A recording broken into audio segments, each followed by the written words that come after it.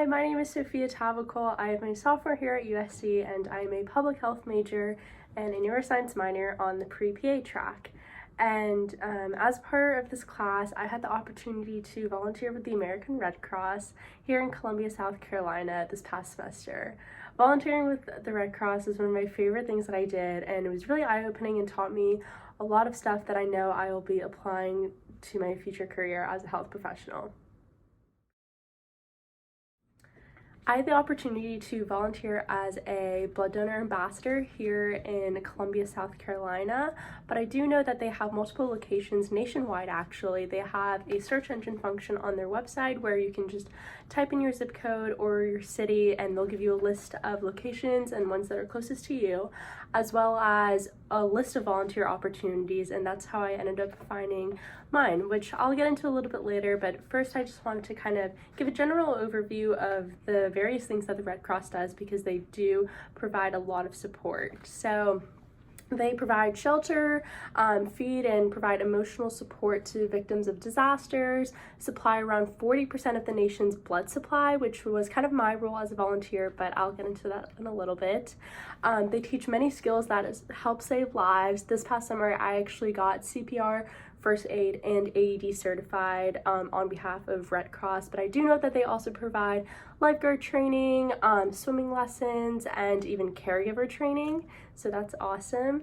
And they also provide international humanitarian aid and also support military families in whatever way possible, whether that's with food or aid or just emotional support. So I first applied for the blood donor ambassador position, which was really appealing.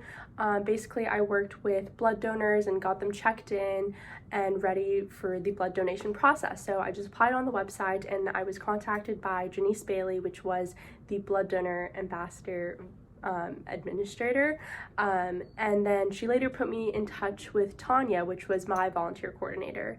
And on the first day, I remember I was really nervous, but Tanya did a very nice job of making me feel at home, and I felt immediately integrated into the Red Cross family. And she provided me with a little training, and I was good to go after my first shift. Some of the tasks that I did as a volunteer was just first getting all the blood donors checked in, which might sound like a very easy job, but a lot of the blood donation process relies on the environment and the experience of the blood donor. So this was very crucial in my position because I had to make sure that they had a positive experience both coming in and coming out. So while they were checking in, I just kind of started asking questions about their day and if they had given blood before, if they were familiar with the Red Cross, or if they had even volunteered with them previously. And so that kind of set the mood and the positive tone and try to get them into a good mood before giving blood. Once I got them checked in, I just had to make sure that they had an appointment time. They just had to register online before coming in, so I just verified that they had an appointment. And then after that, I took their temperature just to make sure that they did not have a fever and asked them to verify a statement that basically said that they weren't experiencing any COVID symptoms or hadn't been any around that had COVID. And we did this while all wearing masks and gloves. After making sure that they didn't have a fever and that they didn't have any symptoms of COVID, I then would relay all of this information back to the front desk coordinator and basically state their name and their appointment time, and as well as that they didn't have any COVID symptoms or fever, and would ask if they were ready to be sent to the back for the actual blood donation process.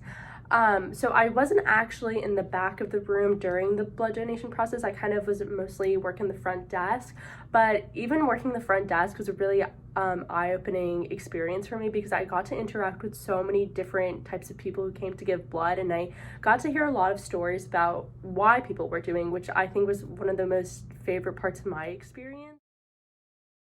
Another thing I learned while working as a volunteer was kind of adapting to everyone's communication styles and what it means to be really working in a team. So I believe I was one of the youngest people to be volunteering there. There were other student volunteers that I would sometimes see, but for the most part, the phlebotomist and the front desk administrator, they were all people who were just a little bit older than me. So adjusting to their style of communication was a little difficult at first, just because each volunteer had a different way of doing stuff. So every time I would come in for a shift, I just kind of had to like quickly adapt into their form of communication. But it definitely, I'm very thankful for that, because it taught me just how to adapt to different communication styles and learn how to work effectively in a team, especially when these individuals are just a little bit older than you. It wasn't like I was around college students, so it was a really positive and very informative environment. I'm really thankful that I got to volunteer as a blood donor ambassador, because one, it really just verified that the health field was something I really wanted to pursue. I kind of always knew, but it's nice when you get that volunteer and just patient care experience in, and it's like, okay, yes, this is definitely what I want to do. And it's something I will be continuing for the rest of the year. Like I said, going in and working with my team every week was probably the highlight of my week. Everyone there was just so sweet and kind, and making sure that I was having a good time, and they were so flexible with my schedule, because they understood that I was a student and that my studies did come first. But at the end of the day, they were such a positive and loving team to be with. For any of my colleagues in training that are interested in volunteering with the Red Cross, but maybe not the blood donor ambassador position in particular, I did look up some other positions that they have available. There's a whole list of them on their website, but they do have mental health trainees, administrative volunteers, and you can also actually ride in the bus that transports the blood, and that counts for patient care hours for any pre-PA students that are wondering. And then if there are any students that are not comfortable being in the physical environment just yet, they also have virtual opportunities. And one that I found was actually working with military families and ensuring that they kind of had the emotional and physical support that they need. Thank you so much to also Dr. Winningham for kind of giving us this opportunity as honor students to go out there and kind of explore volunteer opportunities that we were interested in, and give us that extra push that we needed, which was definitely what I needed, because I've always wanted to volunteer with the Red Cross, and because of this class I finally was able to, and I know it's something I love and something I will definitely be continuing, hopefully for the rest of my college career, even if it's just a couple hours, a month. Thank you.